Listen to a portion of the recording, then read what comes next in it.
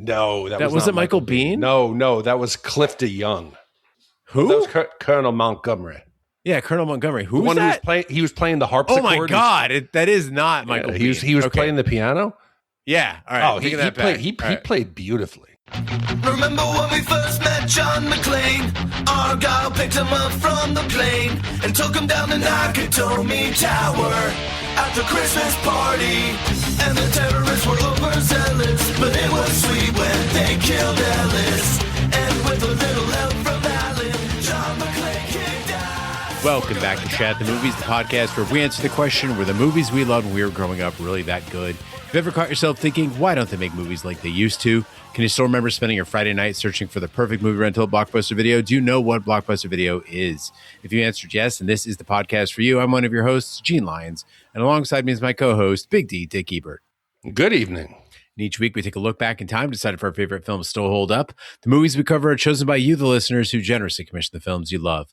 If you'd like to see all the movies we have covered, will cover, want to choose one for yourself, please visit chatpod.com and have a look. At the end of each podcast, we'll provide you, the audience, the number of wipes each movie takes to get off your respective butts. So thank you so much for listening. If you have not already, hit that subscribe button and share it with a friend. It's how we help the podcast grow. Additionally, subscribe to our sister podcast, Shat on TV, where we review TV series such as Westworld, Taboo, American Gods, Game of Thrones, True Detective, Lovecraft Country, and Watchmen. Find all our information at past episodes at shatpod.com/TV. And finally, if you'd like to hang out with us live, follow and subscribe to our Twitch channel, shatpod.com/Twitch, and our YouTube channel, where we play video games, host watch parties, and edit this podcast live. All that being said, Big D, what movie are we reviewing tonight? Gene, Roger once told me, he said, don't do voices. I don't care. Tonight, I'm going to do some voices, Gene. Now gather round, dear listeners, and mind your posture.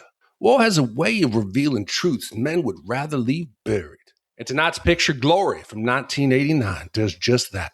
This review was commissioned by Mark Z., who as a young man once donned the Union Blue in Civil War reenactments. He marched and drilled long before he grasped the weight behind that uniform, Gene. This is a tale of orders given, lives spent, and honor earned the hard way. Now steady yourself. For the history does not whisper. It speaks aloud, and it expects to be heard. So tonight we go forth for Mark Z, and we review the 1989 epic American war drama, Glory. Big D, I'm really confused about your loyalties right now because this movie is about the 54th Massachusetts, but you're kind of giving me like a Southern Baptist preacher vibe, true. And I don't really know how to take it. Do you feel like the wrong side won the Civil War? No, but I was listening to Guns N' Roses' Civil War before, and it's that whole, okay. What we have here is failure to communicate. So I thought I'd channel that spirit. Well, as you mentioned, Big D, Mark was kind enough to commission Glory and wrote in to let us know why. Mark says, I chose to commission the movie Glory because, in my opinion, it's one of the best and most underrated war films. My memory of first seeing Glory was when it was released on video. My younger brother saw it with his friend's family just as it was finishing up in theaters and told me how good it was. Unfortunately, at 14, I had to wait for the home release. Video Plus was our local video store in town, and also Dante's Video, which also had Dante's tuxedos next door to it. You could rent a video or a tuxedo. Strange times. Not quite sure which one I rented from. Anyway, the movie did not disappoint. Matthew Broderick played a fantastic part as Robert Shaw. Denzel Washington, who was a newcomer on the scene, is also fantastic. And of course, Morgan Freeman. Beautiful screenplay, moving score. This movie has everything a war drama could ask for. It is a timeless classic that, if made now, would be overtly politicized to no end. In my opinion, it is a zero-white movie, and I look forward to what the Shat Crew's opinion will be. I recently watched it, and it still stands out from most other war dramas. The Civil War rarely gets covered in film, and when it does, it's usually disappointing. Ron Maxwell's attempt at the genre is absolutely terrible, and with the exception of Red Badge of Courage, there's nothing more that impresses me. Glory does. Love the podcast. Thanks, Shat Crew. Give them hell, 54th. And P.S. Congrats to Gene as a father of two boys, 21 and 19, and a 15-year-old daughter. Nothing compares to becoming a father. Truly happy for you, Mark Z. So, Gene, I don't know if you checked it out, because Mark included a photo of himself at 15, when for 3 years he actually did Civil War reenactments. So for him, he must be emotionally connected to this film. Was that a thing in New York? Because in Arizona No. growing up, Civil War reenactments weren't a thing because we didn't really have much Civil War action out here in the Arizona territory at the time. But when I lived in Ohio, it was everywhere. All these small towns from Lima up to Toledo, down to Cincinnati, and I think points east all the way to Cleveland. In any Ohio town, you could find Civil War reenactments. No, not in New York. I think Pennsylvania. Oh, They have a lot. Pennsylvania's got to But be. this is like cosplay to a next level. You don't get like Trekkies going out there and reenacting like battles of Star Trek full blown, do they? No. No, I mean, you get the SCA sometimes doing that kind of shit, but not to this. I mean, I went to a reenactment where they actually ate hardtack. Like, that is commitment. Yeah, that would be something else. Well, Mark said that his brother watched this movie in the theater. He watched it on video. I watched it at school. I first saw Glory in elementary school history class. And being in Arizona, and as I mentioned, I had zero exposure to Black people, Bostonians, the South, or really anything that we see in this movie. The Civil War at the time, being like 9 years old, that seemed like ancient history. Like, this might have well been ancient Greece or the Peloponnesian Wars, right? I was mostly excited because I knew that there was going to be some fighting on screen, and that seemed good enough. And I can still hear the shouts from the students in the room when that first guy's head exploded at Antietam. Like, we did not see that coming. Everybody got amped up, and we were immediately into this movie. On the flip side, I cannot believe that my fourth grade history teacher showed this movie to a class full of 9-year-olds. I don't know that there was much oversight back in the day when the teacher could roll in the VCR and pop in a tape. It was just basically, hey, watch this. I'm going to turn off the lights. I'm going to go to sleep. He was checked out. Yeah, he went to get his tuxedo, saw Glory at the video section, grabbed it, and he's like, this is going to be 2 hours of rest for me. Oh, this will be perfect. It's historic. It's great. I could make everybody write a paper on it. Gene, write me a paper or a poem about the Civil War. Hopefully there's no blue language. But Gene, we've done Civil War movies before. We did Dances with Wolves. Thankfully, we have not done The Patriot yet. But I was worried because this style of warfare is not as dynamic. This isn't Saving Private Ryan. You can't compare modern warfare with the fluid nature. And then this is more, where Saving Private Ryan is like, run for your life, or Black Hawk Down, which is like, holy shit, we're getting shot from everywhere. This was like, hey, everybody, let's line up. Okay, here I come. Load up your musket. It's not that dynamic. You're speaking like a man who doesn't have 400 hours of Holdfast under his belt, is what I'm hearing. Do you panic when you have to reload? In Holdfast, you actually have to go through. You bust out the powder. Yeah, after I fire my first one, I just switch to Saber because I know. You know what I do? I pick a sergeant because he's got a pike. Or I got to say, my calling in life is to be a surgeon or a drummer. Oh, Mute little drummer Gene. Fuck no. Fix bayonets the first second and then just charge. Yeah. The 54th had used their athleticism and their youth and their fervor and their spirit. What? These guys were good. They were well trained. Athleticism, that's coded language, Big D. No, it's You're not. going to see how they're well spoken too? You a racist, Gene Lyons. I'm saying they performed well. They were healthy, Gene. They were well grown. Compared to the other sorry sacks of shit who've been fighting, they were well rested. I mean, Morgan Freeman nearly kicked the dude's dick off. It was pretty incredible. That's true. And he was the oldest of the bunch, Gene. How about you? That's all I got to say. I told you, Gene. When this film came out, I was worried because it's not as dynamic as everything else, and I hope it stands up. That was what I thought when it first came out. Going back now, I don't know that there is a finer film that encompasses the Civil War. The fighting between the North and the South. Glory is a 1989 epic war drama about the 54th Massachusetts Infantry Regiment, one of the Union Army's earliest African-American regiments in the American Civil War. It stars Matthew Broderick as Colonel Robert Gould Shaw, the regiment's commanding officer, and Denzel Washington, Cary Elwes, and Morgan Freeman as fictional members of the 54th. The screenplay by Kevin Jarre was based on the books Lay This Laurel from 1973 and One Gallant Rush from 1965, and the personal letters of Shaw. The film depicts depicts the soldiers of the 54th from the formation of the regiment to their heroic actions at the Second Battle of Fort Wagner. Glory premiered in limited release in the United States on December 15th, 1989. Happy birthday, Glory. And in wide release on February 16th, 1990. Happy Valentine's Day, grossing $27 million worldwide on an $18 million budget.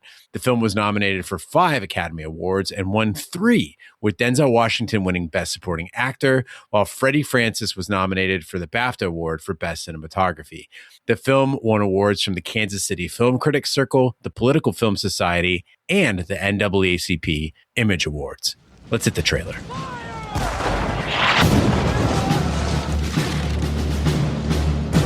I understand you were at Antietam.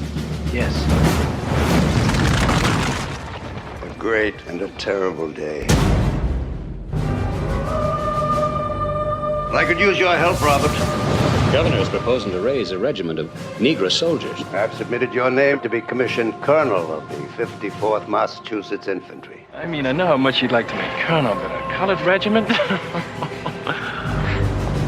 I'm gonna do it. Dear Mother, the men learn very quickly. Faster than white troops, it seems to me. They have risked their lives to be here. They have given up their freedom. I owe them as much as they have given. I owe them my freedom. My life, if necessary. 1911. I can knock something down with this. A million loyal readers want to know what happens when the men of the 54th see action. Ain't no dream. We run away slaves, but we come back fighting. 1,000,001. Marching is probably all they'll ever get to do. And they gotta know that nobody's gonna let them fight. Am I right? Let you take your regiment out to fight. When? Just as soon as I can write the orders.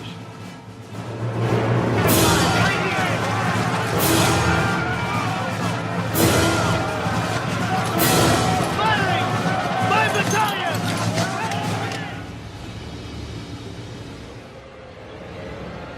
Here they come! If you men will take no pay, then none of us will. I know because I dug the grave. And all the time I'm digging, I'm asking myself when, oh Lord, gonna be our time. See, the way I figured this war would be over a whole lot sooner if you boys just turn right on and you let us head on up there where the real fight is. You should have seen us in action 2 days ago. We were a sight to see.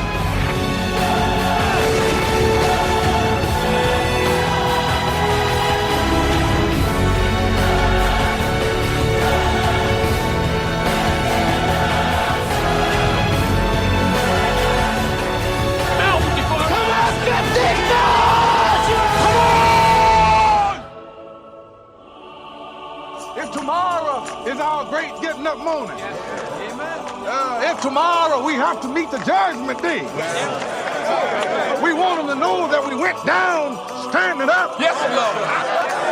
We want them to know, Heavenly Father, that we died for freedom.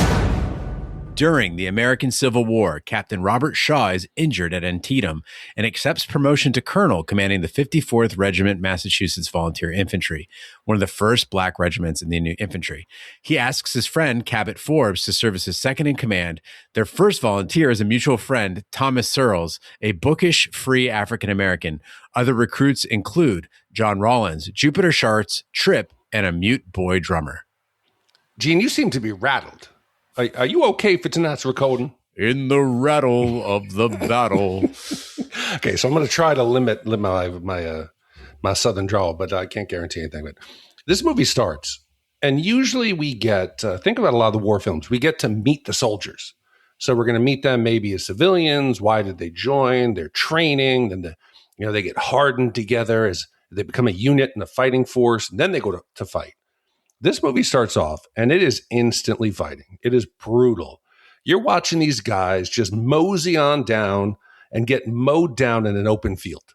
This is worse than the ending of Gallipoli. We talked about how could you go over that trench and just run into those automatic weapons, those machine guns. And to say that this is worse, I think it is. At least in Gallipoli, there's like a tragic buildup to that moment. And then it's like slow motion. Oh, everybody's dying. Here, it's just immediate slaughter. You see them all lined up, and it's hard to watch. There's no illusion that this might work. Everyone there knows what's going to happen. It's the most insane kind of warfare. They're just lining up shoulder to shoulder out in the open, and they see the other guys. They're right there, and they're just like, la, la, la. They're just walking across, and they're staying calm, and they're staying resolute, and the bullets are going by them. And they know, Gene, there's no medical, like, yeah, they have like saws, and the doctors are like stitching them up. But you know, if you get shot, you're dead. They're going to cut an arm off. You're getting sepsis. And it is just so hard to wrap my head around, as somebody who's served in the modern military, how these guys had the courage and the steel like resolve to just walk into a wall of lead. Well, 2 points. One is it did work. They advanced the lines. They did what they were supposed to do at Antietam.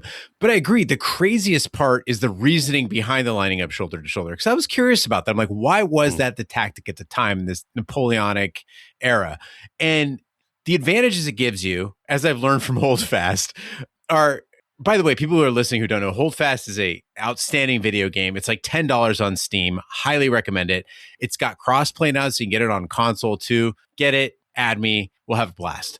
But the advantages that you get the concentrated fire to make up for inaccuracy. These muskets were horribly inaccurate at range, but if you got a volley of fire, a wall of fire, you're bound to hit something. That makes sense. And the other part was communications. You have to be able to hear your commanding officer shouting out orders, or at least hear the bugle for the charge or the retreat. But the advantage that caught my attention most is camaraderie and morale. The idea being that standing alongside your fellow soldiers would make you fight more bravely. And sure, maybe you feel less intimidated by like a charge if you're not standing in a field alone. But as we're watching this movie, you're just watching people get their guts blown out or the heads blown off right next to you. And I can't imagine it helps. Like, oh yeah, I trained with this guy for 3 months. We grew to know each other. We slept in a tent together. And I just watched his intestines spill out right in front of me. Party on. Yeah, it's like I always thought the Civil War reenactments were kind of like bad cosplay. That's fucking how it happened. Hey, Gene, let's go find an open field. We would get out there and you would just march at each other. And it makes sense now when you think about it. You're right. It is command and control. Without radios, we take for granted, or maps. How do I give you a command to take a river, to take a valley, a spur? You know, how the hell would you know? You couldn't do it. And then also the fact of training and discipline. I guess if you didn't do it out in the open, if you let them do a little more guerrilla warfare, these dudes would just disappear. They'd be gone. But if you get them out there in the open, you kind of shame them into, hey, everybody, be strong. We can do it. And everybody's like, fuck, I want to run. I want to hide. Yeah, I mean, you can't use like the covering fire tactics like you saw in Saving Private Ryan. You could be like, okay, you three go over there. Give me cover fire. They'd be like, pop, pop, pop. Okay, that's it. Good luck. And Big D, the average lifespan of an American at this time in the mid 1860s is about 45 years. Yeah. Okay. So that's younger than the average age of a colonel in today's army. Average age of a colonel in today's army is 49 years old. So it's easy to understand why Shaw is a captain at 23 years old. But then I thought about 23 years old. It made me reflect about my nephew is 21 years old. He's never had a job. He's never been in a fight. He's never drank whiskey. He's never led a team, much less a company of soldiers. And I'm like, are we babying the kids? And I know that's very middle-aged of me, but like, are young people capable of more than we're allowing them to do? And is it a product of us? Like, do old people need to move the fuck over so the young people can take over? Gene, I'm going to fucking surprise you. I'm coming off the porch. I'm getting out of my rocker and I'm putting down my mint julep and my iced tea. Normally, I would shit on like the young generation, right? I would say, hey, but Shaw never got a participation medal. Or, you know, Shaw was never coddled in his parents' basement.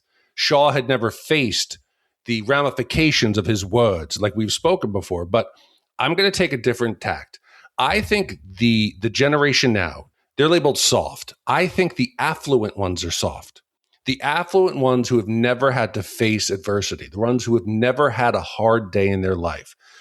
From my experience in the military, there's nobody wealthy joining the military. You're joining there because you need to be there. You're poor. You couldn't go to college. Yeah, there's some that are like patriotic and over the top, but that's not most of them. Yeah, I know a guy who graduated college and then went into the military. Yeah, because I needed the money. because I couldn't pay back my student loans. That was why I joined the military. It wasn't because I was like rah flag waving. I needed to pay off my loans and I needed a little bit of direction. But I don't think that every generation should be labeled as soft, because when they are put under pressure, and what do they say? The wars of the rich are fought on the backs of the poor. Yeah. Whenever they go out there, everyone seems to perform when they're deployed. I think the military has a consistent way of finding young people. And I think today, yes, they may be more coddled with technology, but it also allows them to adapt quicker. They process information faster. They can operate better in complex environments. And I think movies like Glory should remind us that, yeah, back in the day, 23, you're a major. But today, you could be a 19-year-old squad leader and you step up to it. Now, if I pulled a kid in high school, no, they would probably like fold. But a kid who needs this to get a GI Bill, to go to college, to better his life, that dude sure as hell is going to step up.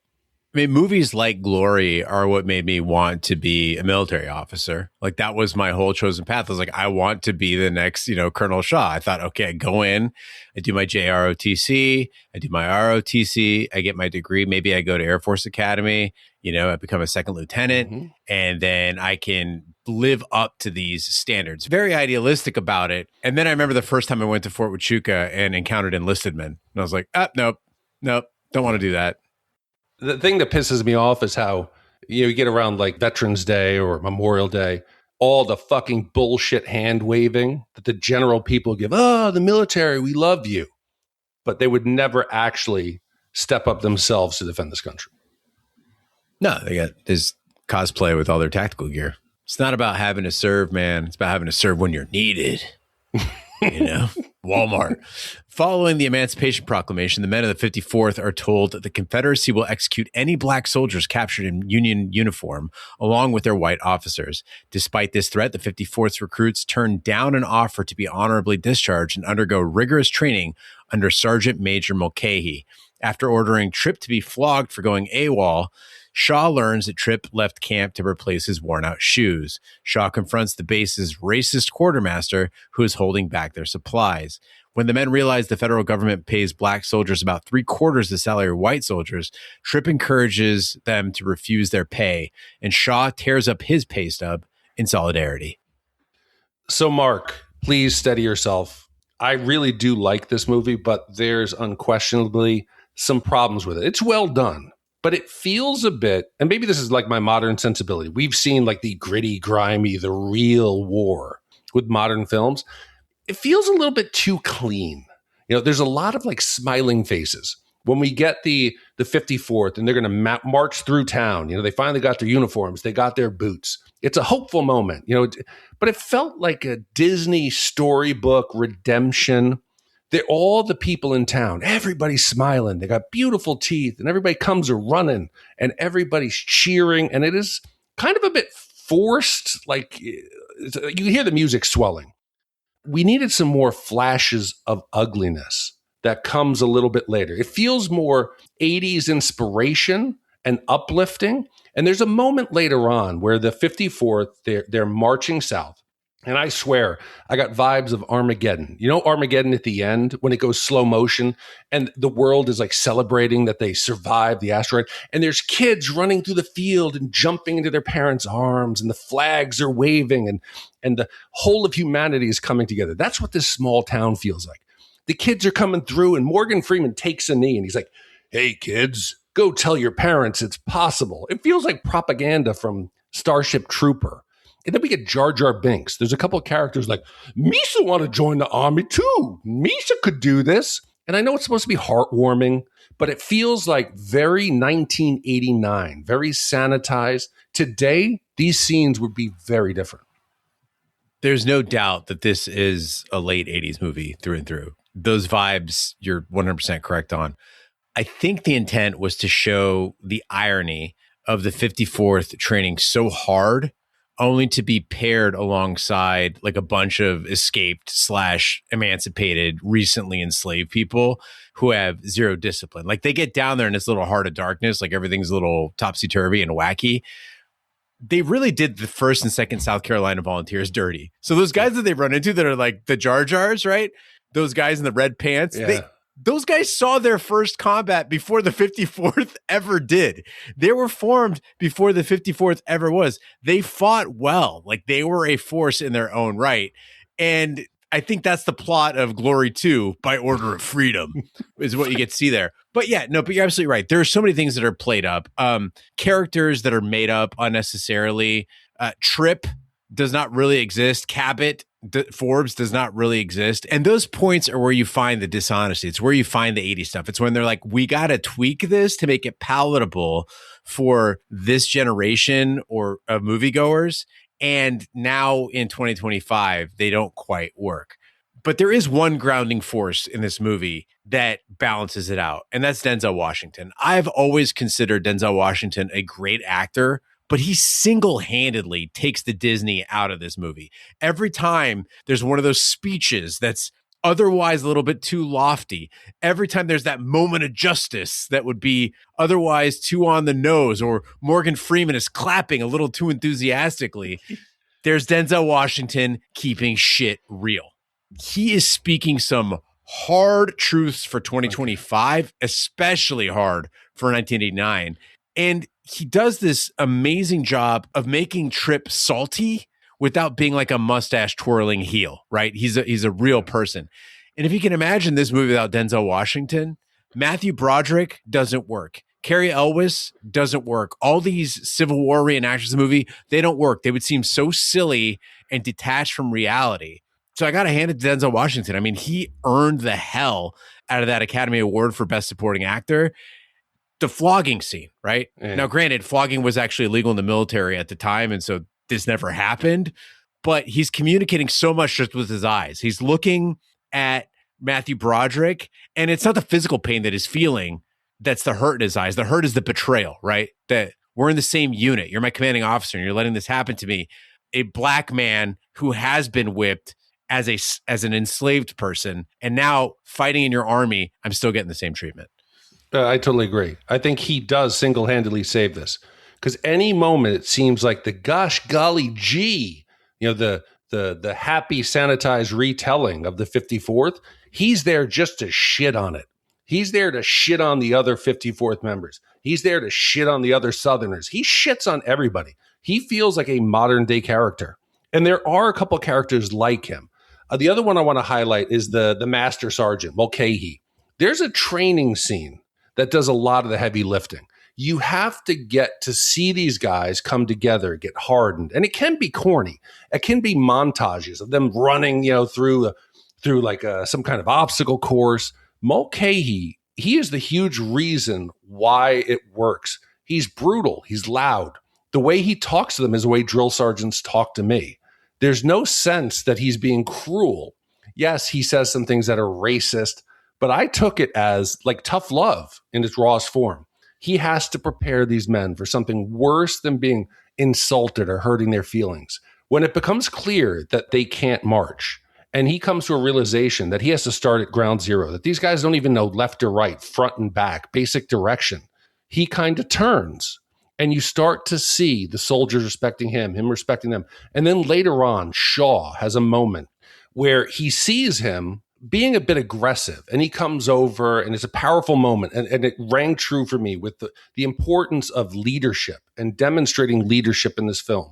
And it makes Shaw's journey and backstory and growth credible to me. Shaw questions, he says to him, aren't you being a little hard on the men? And Mulcahy doesn't back down. And he points out, he says, you know that soldier, right? And he says, yeah, I knew him growing up. And he says, why don't you let him grow a little bit more? And Shaw doesn't get upset. He realizes that the discipline is the root of respect. It's not cruelty. And to me, at that moment, as soldiers, they seemed real. The leadership seemed real. Shaw's intention seemed real. And that and Denzel, I think they saved the film. I mean, I don't know that Mulcahy needed to call them ugly Mexican African fucking whores, but this discussion surfaces the difference between racism and slurs. We see racism in this movie and we see slurs in this movie. They're not the same thing. If you ask the average black or brown person in America, myself included, whether they'd rather have equal opportunities and beneficial policies and be properly trained or never be called a nasty name again, They're going to go with the policies. People are practical. They don't care what you're calling them so much as how their life is impacted. And I don't care if you call me a camel jockey, but I very much care if TSA hassles me every time I fly. And that's what you get with Mulcahy versus the quartermaster, right? Another fictional character. The quartermaster, he has zero interaction with the black soldiers. He's not calling them names to their face. He's not getting in their face. He's not laughing at them, but he is denying them equipment. He's denying them the footwear they need to be combat ready. While Mulcahy is calling them names, but he's training them. He's trying to give them a fighting chance. If you send these guys out into the field and they don't know left from right, that's dangerous. Another point is you got to think about who these guys are. Now, in the movie, a lot of them are like escaped from the South or escaped slaves and stuff. That's not really who the 54th was. In real life, the 54th, they were freedmen. They were mostly Bostonians. They're freemen living. And if you think about the mentality of a black man living in Boston at the time as a free man, you have to suppress your rage. You have to be on your best behavior at all times to be at all accepted. And if you send a person who is born and raised into that kind of behavior, and then you send them to war, they will die because they do not know how to express their rage. They do not know how to allow themselves to get angry. And it may be so ingrained that they would have difficulty committing violence against a white person. But I guarantee after Mulcahy is done with them, they're willing to fucking kill anybody, and they're willing to get angry. They'll put those bayonets on and they'll stab through. Fuck, Gene, you're making me want to fucking gear up again. Let's go. Yeah, fuck yeah. I mean, we might have to. Who knows? You might, but these guys, and I think that's an important thing, they show that they have an option not to fight, but they choose to. They're not fighting for themselves. They're not fighting for the country, but they're fighting for something larger. And yeah, some of them want to get some retribution and to inflict pain, but I can only imagine this must have been, if you think about if you were an oppressed people, if you were somebody who had been victimized, brutalized, murdered, if you had a chance to stand up and arm yourself against the oppressors, that you would go in there full force and just, you wouldn't be able to be contained. Once trained, the 54th is ordered to sack and burn Darien, Georgia. Tired of seeing his men used for manual labor and raids on civilians, Shaw threatens to report his superiors profiteering to the War Department unless the 54th is given a combat assignment. The regiment goes into battle at James Island, South Carolina, and repels a Confederate attack. Thomas is wounded in action, but saves Tripp's life. When Shaw offers Tripp the honor of bearing the regimental flag in battle, Tripp declines, not believing the war will result in a better life for enslaved people. Now, Big D, I understand that Shaw is the hero of this movie. He's a good guy. He disagrees with pillaging and burning southern cities. But I got to say, he's wrong here. It's okay. It's okay. The South has ill-gotten wealth built on the backs of enslaved people, and it deserved to be torched. I was watching this scene in Darien, Georgia. I'm like, no, man, burn it all. The primary advantage the North had was population and industry. So it was imperative that the South be strangled of all supplies, all wealth, and utterly demoralized. And I feel like it's kind of fucked up to go to the South and tell black soldiers that they got to show the sesh mercy, right? Like Sherman was right. If I were a Union officer, it would be war crime city all across Georgia. Those fuckers already told you they capture any Union man in uniform, you're going to be executed. They're fucking traitors to the United States. They all deserve to die. The South deserved to burn. Dude, I'm conflicted here. Like I respect your honesty, right? I'll go a step further. What's wrong in 2025? Whoa, hold on. You sure about wrong this? What's wrong in 2025? Let's cool off for 4 seconds. Just wait. Okay, okay, One, go. Two. Okay. What's wrong in 2025 is that we were too kind to the Confederacy after the Civil War. Wow. Okay. I mean, it's hard. You think if you were in any battle, right? Saving Private Ryan, we did it, right? If the Germans had just killed your friend, how could you be expected to show restraint and to take them on as a hostage and treat them well? It's hard to do. But as far as Shaw goes, I think the answer is this is 89. The message of this film, you had to keep Shaw. His character has to be morally righteous. He has to be free of flaws. He has to be the anchor so the audience can think, especially in 89. Shaw's so great. He's going to help them. He's principled. He wants to do the right thing. Then you could focus on the injustice the 54th faced and how brave they were as soldiers. But there is a little moment that I don't even know if you picked it up, is as they march out of town, he has the flag bearers and the color bearers roll up their colors. They march out of town in defiance of the order. That worked for me. Yeah, it's fair. I mean, there are some moments where he's a little bit more ambiguous as a character. I think also like when they show his relationship, not understanding how to relate to his regiment, I think was also a powerful move, right? He writes to and they do it through his letters to his parents, right? Where he's basically like, I don't get them. I'm still trying to figure it out. Like, I don't understand how they operate. And so it's a testament to the fact that he was conflicted in lots of ways. And in real life, again, I hate to keep bringing real life into this, but he was conflicted about whether to take over the 54th. He didn't like jump up at the chance. And we see that a little bit in the movie where it's kind of like he survived Antietam. He's just at a fucking party. And they're like, well, the governor and dad say you got to take the 54th. He's like, oh, cool. I get to go back to battle. That was awesome. I had a good time last time. You know, and again, just how disconnected Boston was from the war. But I was glad that in real life, he was the man portrayed on film. It seems pretty accurate. I mean, the only thing that people seem to condemn him for was his willingness to put his soldiers in harm's way, that he didn't always do what was the best interest of them. But I was worried. This character, Matthew Broderick, I think he kills it. He straddles that line. I was worried he was going to be like a dandy boy, a northern, like wealthy kid, like Michael J. Fox in Casualty of War. You know, we can't do this and bitching about morality other than the burning and the sacking of the city. He seems pretty level-headed, and I appreciated that. But earlier, Gene, you talked about Denzel Washington's performance and how it grounds the film. People always talk about heat. You know, when you think about like heavyweights, big actors, iconic scenes, why do we always just think about heat and that dinner, like, or the diner, whatever that restaurant was, that confrontation where we get between De Niro and Pacino? It is that iconic scene. Why don't people talk about this? You get Denzel and Freeman, and they're having an argument because the discipline of the unit's starting to unravel. How do you keep control of these guys when they want to? They're eager to get into the fight, and they see they're being sidelined, and they're pushing each other's buttons, and then control is starting to fall apart. And you get Denzel Washington character who's calling everybody the N-word and saying, oh, you guys are just, they put stripes on your arm. And he's questioning.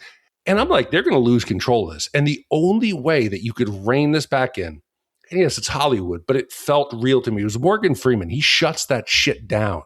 And he says, the only nigger here is you. And it's an iconic moment where Denzel has to really internalize this. And you see the effect on the other soldiers, and it unites them. And this scene, going back and watching it, I think it's on par with what we saw from Heat, but yet I don't think anybody ever talks about it. Yeah, Mark is right when he says the screenplay is outstanding, and you're right when you say that Morgan Freeman's performance is outstanding. Rollins, the character, he really reframes the whole debate for Trip when he points out that a hard life is still better than dying, and says dying is what the white soldiers have been doing by the thousands to end slavery. And I know that people will argue that white soldiers were still racist. Yeah, you're right. And I know people argue that the white soldiers of the Union didn't necessarily even oppose slavery, right? That's not necessarily why they were there. But the point is that they were still giving their lives on the right side of history to preserve the Union and to end slavery. And it's a nifty bit of writing because Rollins isn't telling Trip, have gratitude, right? Be grateful to them for what they're doing. He's not saying, look up to them. He's chastising Trip's nihilism and unwillingness to believe in the cause, right? This is the one cause for your people, and you're not even willing to believe in it. It's layered. It's an explosive performance. It's an absolutely brilliant scene. General George Strong informs his regimental commanders of a major campaign to secure a foothold at Charleston Harbor, including a frontal assault on Fort Wagner, whose only landward approach is a strip of open beach. Shaw volunteers the 54th, and the 54th suffers heavy losses in a daytime assault. They take cover in the dunes until sundown. Attempting to rally his stalled men, Shaw is killed, so Trip lifts the flag and leads survivors toward the fort, brandishing the flag until he is mortally wounded. Forbes leads the party into the fort's outer defenses, where Charlie Morse is killed, and Thomas is wounded. A small number of survivors, including Forbes, Rollins, Thomas, and Jupiter, come face to face with Confederate guns, and the screen goes white, implying their death by canister shot. There is almost a throwaway conversation, but I think it's a key conversation that happens between Shaw and Tripp. And it happens between the Battle of Grimbal's Landing, the first time they see combat, and the attack on Fort Wagner. Tripp asks what happens if the North wins the war. Like, what difference does it make to me? I'm still going to be a poor black man in a racist country. You're still going to go to your nice house and live among affluence and be with white people. Like, nothing will really change, right? And Shaw says that, well, it's better than if the North loses. He's got an excellent point there, but I think that conversation sticks with Shaw. And he knows that if these men do go back to Boston, the North wins the war, they go back to Boston, they never see combat, right? They never do anything that's remarkable. They never do anything that's heroic. They never attack Fort Wagner. That Tripp is right. They're going to go back to whatever little life they had. It's not going to be great. Shaw knows that the most these men can make of their lives is to die at Wagner. They go down in history, right? He is sacrificing himself because he knows he's got to go with them. And so Shaw knows, I lay down my life now. And in 1989, Edward Zwick is going to make a movie about the 54th. And Tripp's name is going to echo in eternity, even though Tripp never existed. So you questioned about the younger generation earlier. How, Gene? I was in the military, and I don't know how I would have performed, let's say, charging the wire or having to go out and set the Bangalore in the breach. I don't know how I would have reacted. It's almost unimaginable, the valor and the bravery that these guys show. Could you do it? So, I have a horrible fear of death. It used to keep me up at night. It's a thing that I've struggled with my whole life. I've read books about it. I've seen movies about it. I've talked to therapists about it. I would not sleep most nights. I'd be up just staring at the ceiling, thinking about what happens when you die. The idea of not existing is terrifying to me. And I started grabbing onto this phrase, which is, I'm not going to miss the world. The world's going to miss me. Because when you're dead, you don't miss anything, right? And for some reason, as narcissistic as it sounds, there's comfort in that. I'm not going to miss the world. The world's going to miss me. And I think that you're not giving yourself enough credit first. I think that soldiers going into the actual theater of combat understand that the likely scenario is that they're going to perish. And they get comfortable with that, right? They get comfortable with that notion beyond the fact that that's what you're there to do, right? An infantryman who never sees combat, it's kind of a waste of training, right?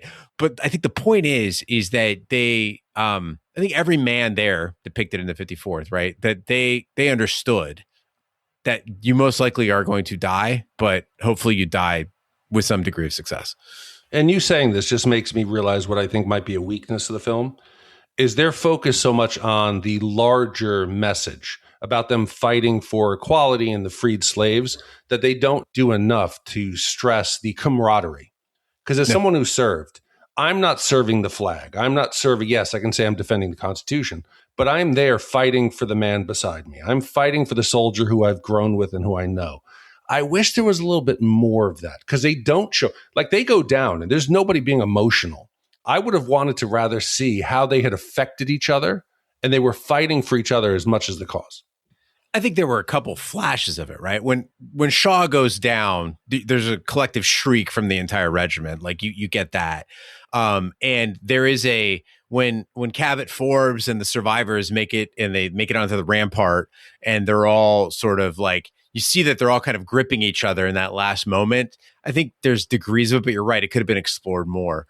When people went to the theater for Titanic, they knew the ship was going to sink, right? That was not a surprise ending to any of us. We know that's how the movie ends. But the challenge was then knowing that, what do we care about, right? So they gave us something to care about. It was Jack and Rose. But most people going into the theater to see Glory, they didn't know what happened to the 54th Massachusetts Regiment at the Second Battle of Fort Wagner. A little bit more obscure point in history, right? Time Bandits didn't go there.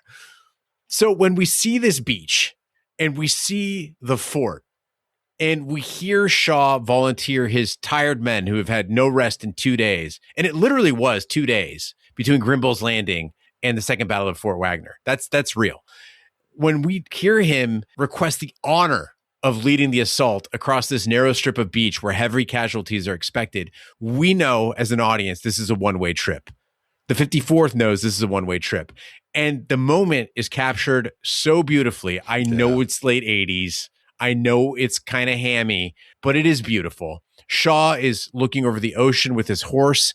He sets the horse free. It's sending us a message. As a viewer, you understand that this group that you've come to care about will not be getting out alive. And this final charge in a battle, it's neither too brief nor too long. We don't spend too much time in this combat, but it's also not over too quickly. I got to admit, call me corny, my heart was pounding. I was fighting tears at this point. It got to me. I agree. And I was worried that as they were like running down the beach, that we were going to get a slow motion fade to some form of text to give us like historical background. Like, you thought the 54th had fought a valiant fight that day. I was like, please don't give me the final moments in text.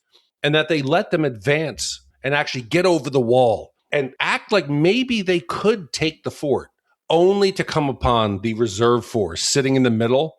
I think they managed it in such a way that even though we didn't know what was coming, and we knew, just from everything that was ominous, that ultimate reveal of sacrifice and courage of them getting piled into that giant pit, that giant grave, was as effective as you could have for something that seemed ultimately destined to happen.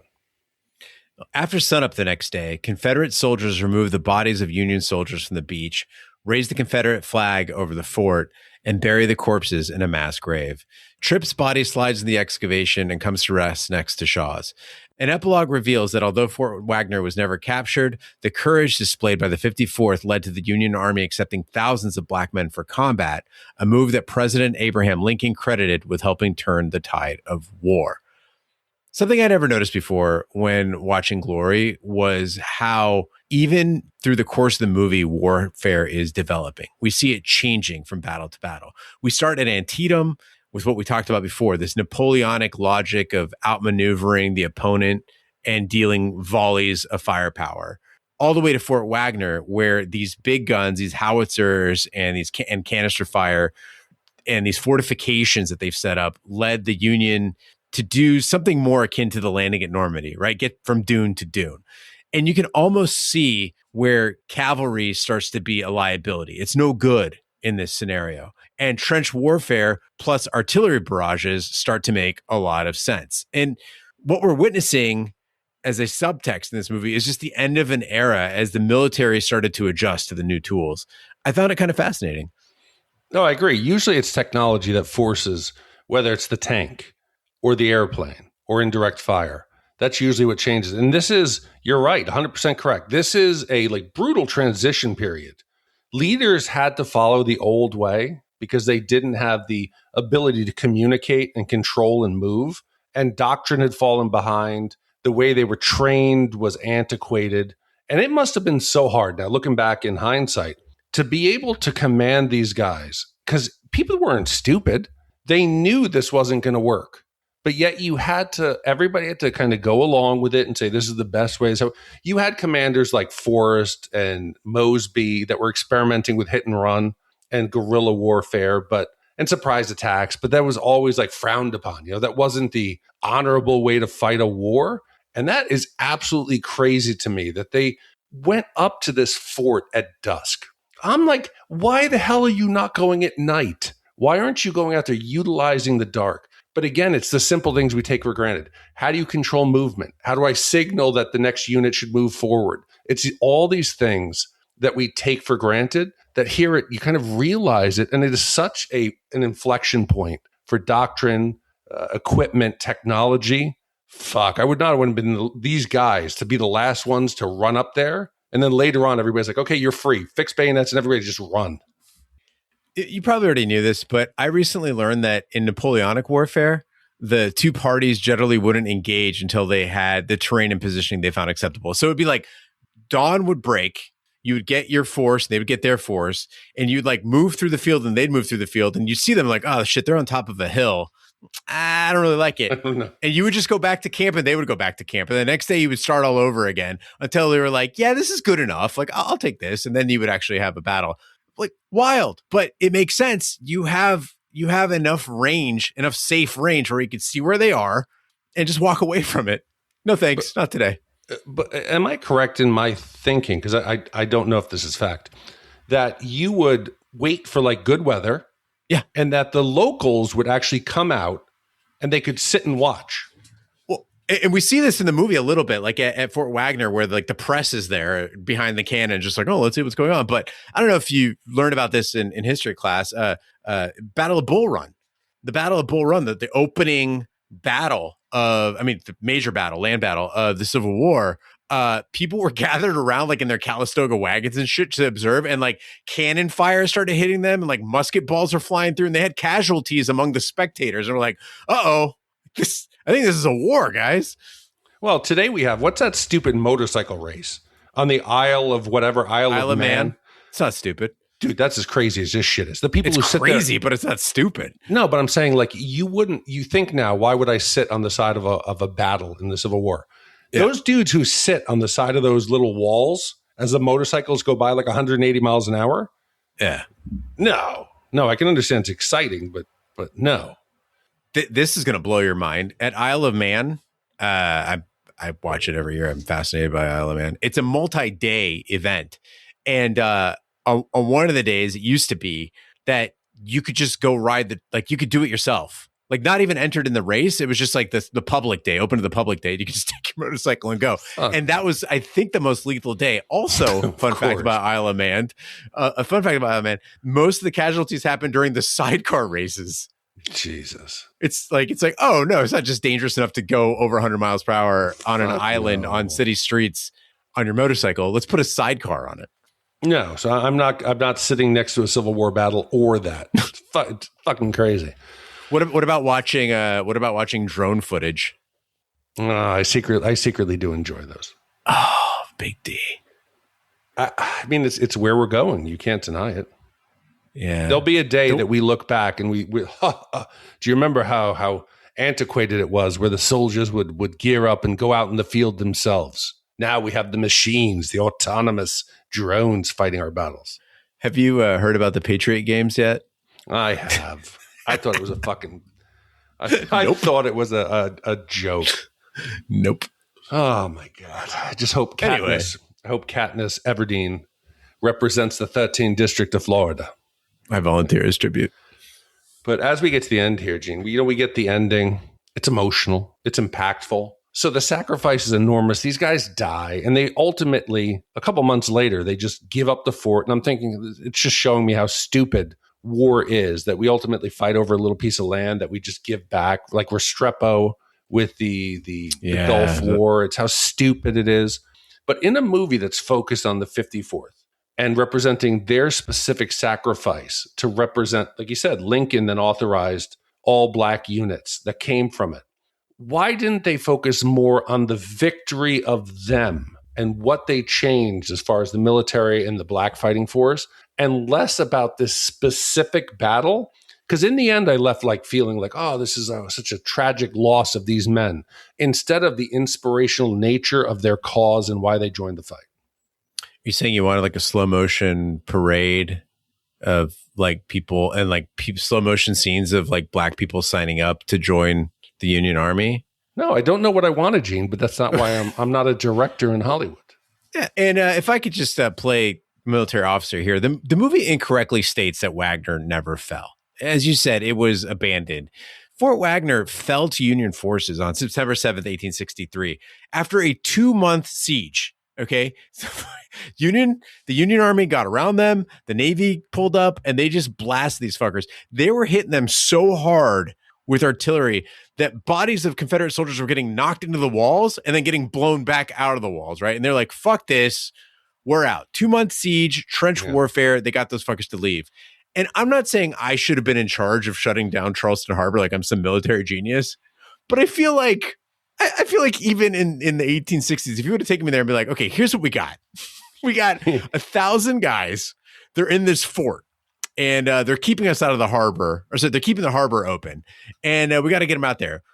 We got a couple ideas here. Like, hey, Bill, what's your idea? I know. We're going to run down the beach at them, try to run up a sand wall. And be like, I don't know about that one. Well, Steve says that maybe we should just shell the shit out of them for a month straight and then keep moving trenches closer and closer to their walls so we can just take pot shots at them and never give them a moment's rest until they go crazy and leave. What do you think, Colonel Lyons? Is this am I crazy? Is that not straightforward? Gene, it's fucking sand. We talked about how you couldn't build an underground bunker for zombies in Day of the Dead. All you had to do, I go to the beach for like 8 hours and I just want to die. I feel like shriveled up, dehydrated. I can't imagine being out there on the shoreline in sand.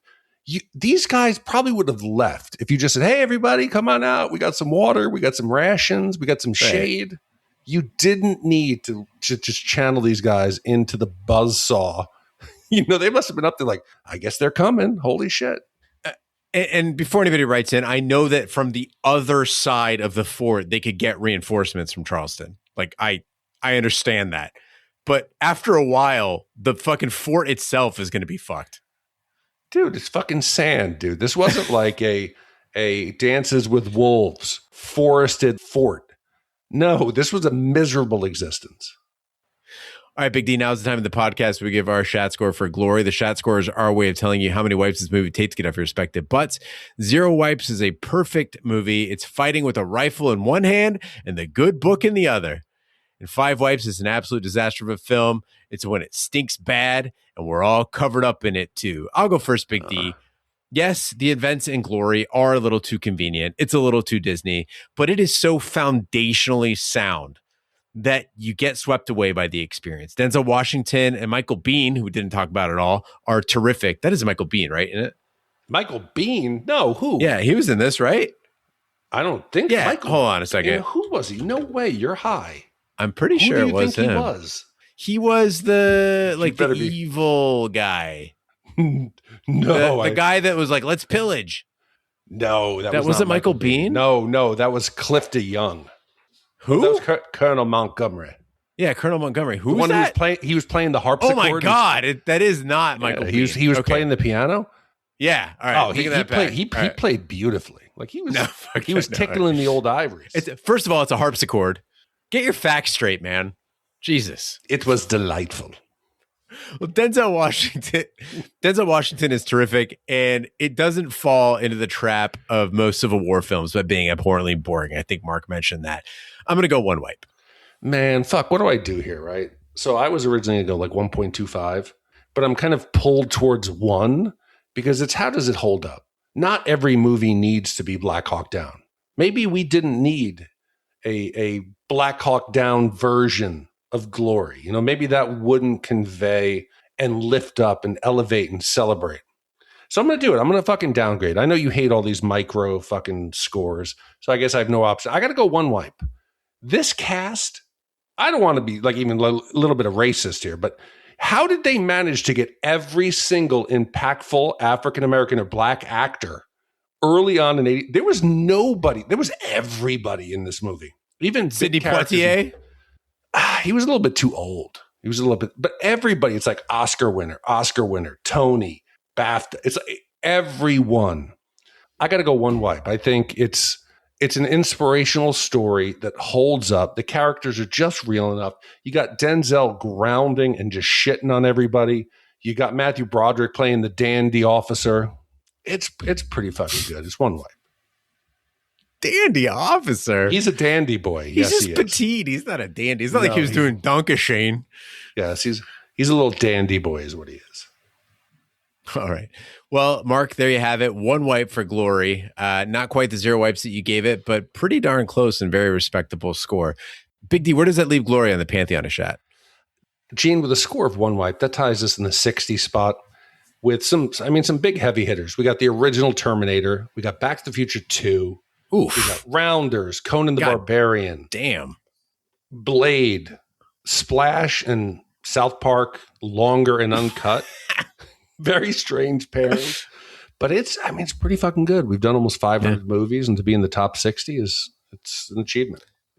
The moments in this movie that are kind of ridiculous, they're still entertaining.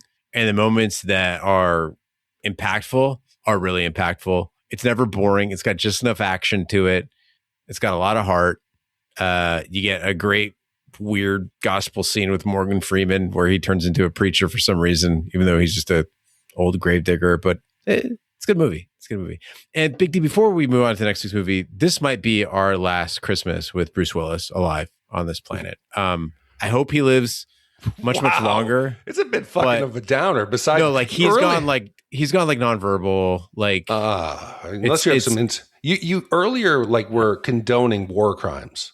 Yeah. Now you're against the Confederacy, against the Sesh. Now you're seeing Bruce Willis's death. Okay. No, I'm not saying Bruce Willis. I'm saying that Bruce Willis is not doing well. Everybody hedge your bets. And so I encourage everybody, in honor of Bruce Willis, in honor of this podcast theme song, watch Die Hard again. If you haven't this Christmas season, I watched it this week. It's such a special movie. There's a reason why it's ranked number 8 in the pantheon of Shat. And I got really emotional watching it because I know, because I've seen how bad he's doing, and you see him in his prime, and he is just such a special talent. And like, it was a gift. That movie is a gift to all of us. And if you haven't already this Christmas season, just in honor of Bruce, I encourage everyone, just watch Die Hard one more time. No, I agree. And I'm sad to see what's happened. You should appreciate every day. And yes, it is such a good film. And he was so charismatic. And and it shows how quickly it can fall apart. So yes. And let's help push that notion that Die Hard is a holiday film. 100%. It gets me in the spirit. Anyway, thanks, Mark, for your commission. Thank you to all the commissioners who make this podcast possible. That concludes this week's episode of Shat the Movies. Be sure to follow us on social media and share with a friend. We're on Facebook, Twitter, Snapchat, and Instagram at Shat the Movies. You can email us, host@shatpod.com. Support the podcast by shopping our Amazon affiliate link, buying our merch, or by commissioning your own movie. Find all our information by visiting our website, shatpod.com. Also, check out our sister podcast, Shat on TV. We review TV series such as Lovecraft Country, Westworld, True Detective, Taboo, American Gods, Game of Thrones, and Watchmen. Find all our information on our website, shatpod.com/TV, wherever our fine podcasts can be found, including Apple Podcasts, Google Play, Stitcher, and YouTube. Be sure to subscribe. And if you stop by Apple Podcasts, please leave a 5-star review. It helps the podcast grow. On behalf of my co-host, Big D, I'm Gene Lyons. Be sure to join us next time for the following movie.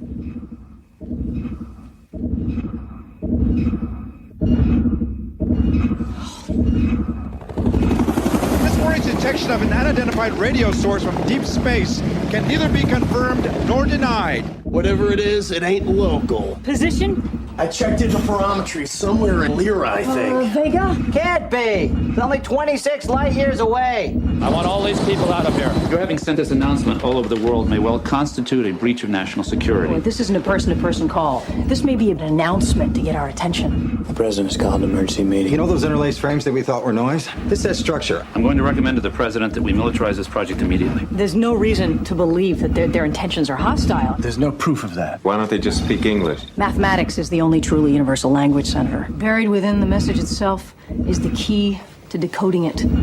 Those look like engineering schematics, almost like blueprints. It is our belief that the message contains instructions for building some kind of machine. A machine? It might turn out to be some kind of a transport. Transport? The fact is, you don't know what it does. It could be anything. Nobody's saying this isn't dangerous. They're gonna build it. Who gets to go, though? It's complicated, Ellie. Who gets to go? By doing this, you're willing to risk your life. You're willing to give your life and die for this. Why?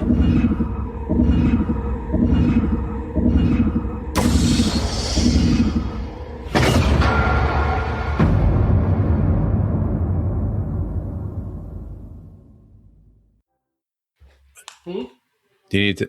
I will try to lower my voice. My wife has told me that I'm speaking Gregoriously.